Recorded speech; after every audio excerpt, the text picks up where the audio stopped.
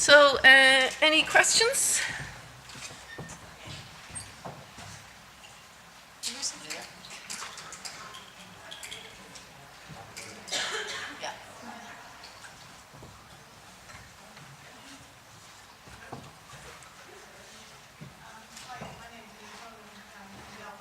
Sorry, I don't think it's turned on.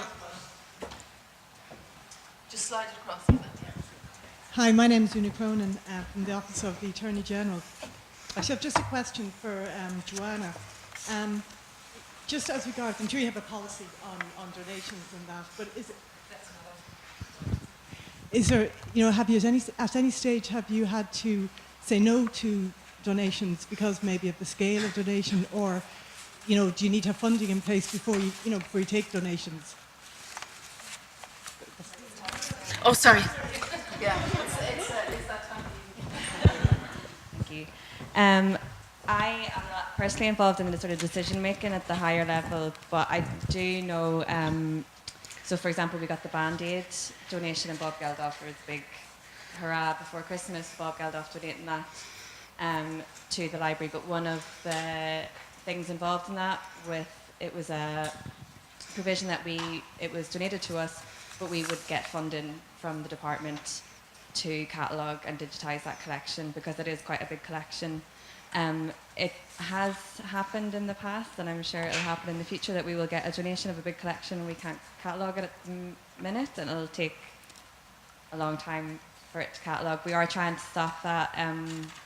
So as I said, we have a donations form, so we want as much information as possible about a donation that's coming to us, so probably a box list is the best solution for us. So we can put that box list straight up on our catalogue, and staff will be able to search it until a time that it's fully catalogued, and then the public and the readers will be able to search it. Okay, thanks, John. Anyone else? Can I make a comment? Yeah, of course you can. Just one of the things that even I had wanted to say, and I've just remembered now, because it's brain failure, is that our workshop template and our whole approach is suitable for any topic. So if you want us to help you give a workshop, or you want us to give a workshop, we have all the materials and all that ready for you. Okay. Yeah. That's okay.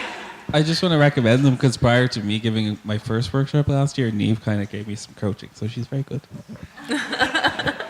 Thank you, Mark.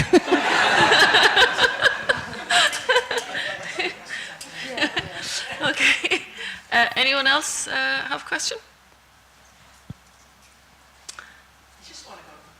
Yeah. I thought maybe people might have questions on Rudaí 23, seeing as so many people are doing it now. Okay. I would just say, actually, sorry, about the workshops. You do need someone. I would say, if you're running a workshop like we did, you couldn't do it on your own. You'd have to have somebody with you, as in even to just be taking the notes, or when some people were giving comments and Jane was typing, so people could see them on the slide. Obviously, you couldn't do that if you were running the workshop yourself. So I would say definitely do it with somebody. Okay. Anya? It was just on the Rudaí 23. It just seems like so much work, and really impressed what you've done around the digital badges.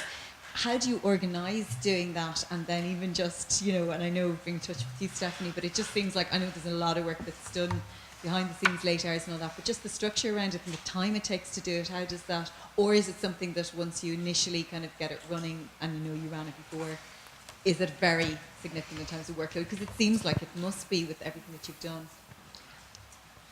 Yeah, it is a very big workload, but we have a very good team of people working behind the scenes. So I suppose the first time around it was a huge amount of work. Second time around wasn't quite so bad, because we knew what we were doing and we had the structure there and ready to go. Plus we farmed out a lot of the work because we incorporated a lot of help. We got some very stellar bloggers to contribute content this time around, which eased the workload for us as well. But yeah, there is just a lot of work at home, in evening time, lots of hangouts. We did regular group hangouts.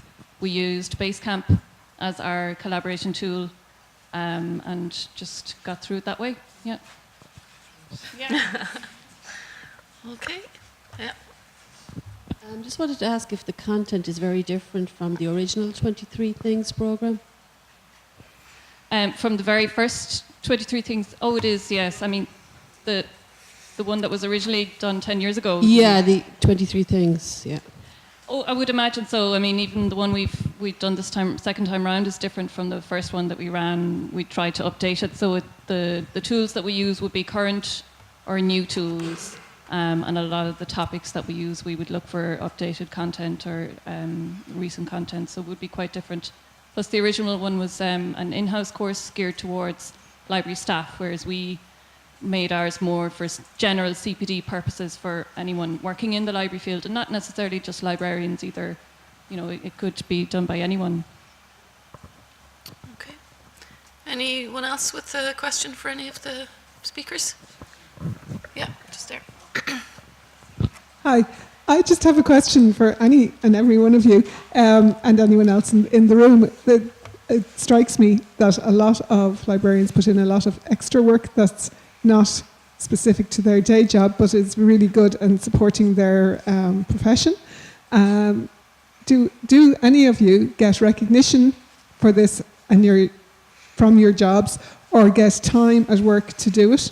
And if people don't, which I suspect is the case in most cases, should we be pushing for this as a group, or do you think the LAI should have a role in pushing for recognition for this sort of work that people do? I think they do in some regards. I know my employers, the Marine Institute, were very helpful and gave me time, but then I was on maternity leave for most of it, so I was doing it while having a baby in my arms. But I know Chris had a whole group in NUIG, and they did the course together, and John Cox to give them time to do it during work hours. So there are different supports in institutes. So I do think it is, and the fact that hopefully the digital badges helped this time, that you could see more of a reward for it. So I think they are. I have a complete opposite experience. So myself and Niamh as well, we did all of our work outside office hours, and I tend to do any projects like that in my own time. I think to answer the fundamental question, this is something that I really admire about Irish librarianship, and what I've learned from librarians who've gone before me and librarians that I'm working with now, is that as a community of practice, we're very altruistic.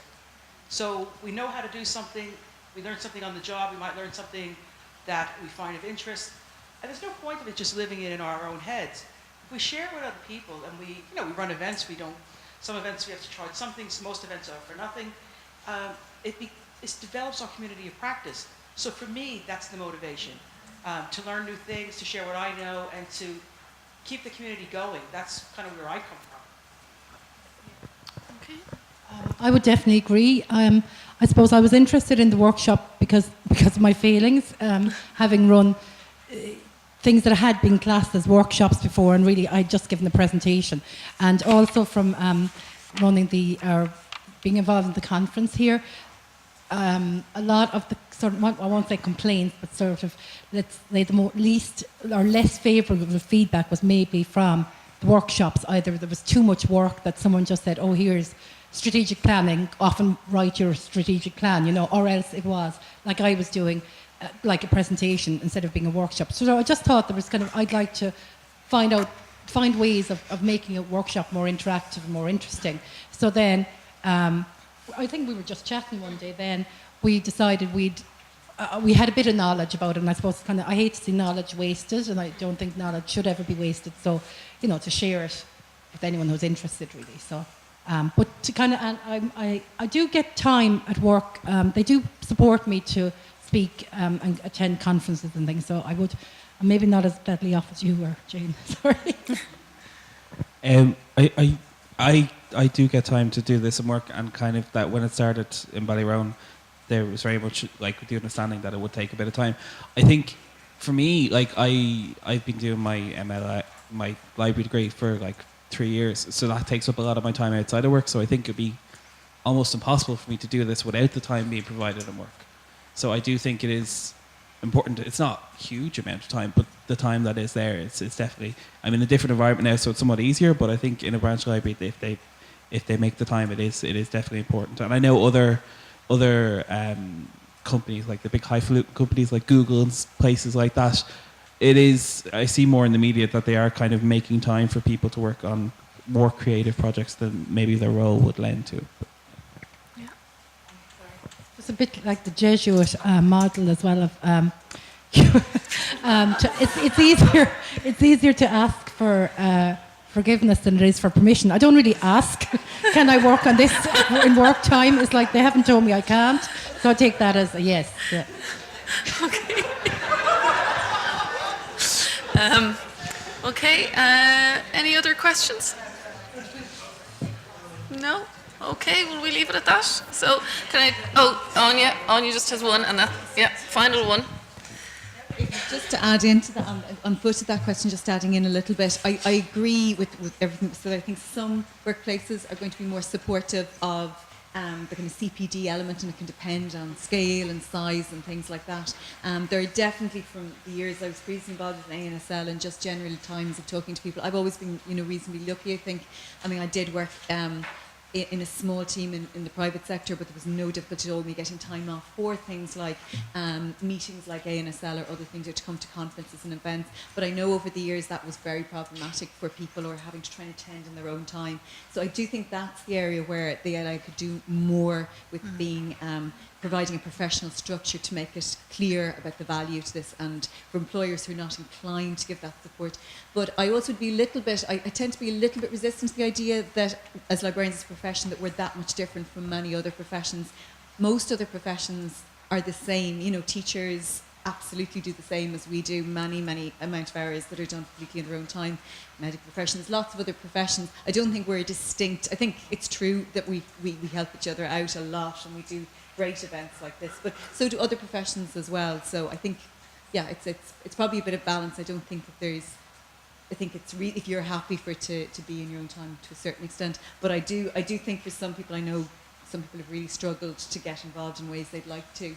Yeah, and things like it's not just the time to do a certain thing, but the preparatory work of meetings or attending events and things like that. Yeah, I think employers are pragmatic as well, and obviously they're interested in your CPD, but I'm here today and I've mentioned my employer 2 or 3 times, and Anya's got the same employer, and they're cognizant of the fact, well, yeah, that looks good, that's got our name out there, and so that's a consideration as well as our professional development. Okay, could we give just thought of something there now. Because of the snow last week, we had to cancel a load of clinics, the blood transfusion service. I might as well. Yes. There's an appeal out at the moment to give blood, just to replenish stocks. We only had 3 days stock left on Wednesday. Or Tuesday when we did the appeal, and amazingly on Wednesday 900 people, we got 900 units in, which is fantastic. That meant, because we have a deferral rate of about nearly 20% of time, so that meant over 1,000 people came in and to give blood, and we got 900 units in. So, but we still need more, so if anyone isn't so inclined, and that's why I can go to these things. Okay, just one more and then we're I'm not going to say anything about blood. But anyway, no, I just want to say while this has been going on, we've been installing on our show that I was speaking about, A to Z, early sources in art history, 1547 to 1900, and you are actually our dream audience. So please, on your way over to the link, and I'd love if you could all go through and have a look at this new dedicated site to library and archive collections. You go through the atrium and out the Millennium, into the Millennium Wing. So if we head out towards Nassau Street, we'll pass it? Yeah. So on our way out to... Okay. All right. We'll get somebody with a camera. Just we'll all gather around. Okay, thanks, Andrea. All right, could we have a round of applause for our speakers, please?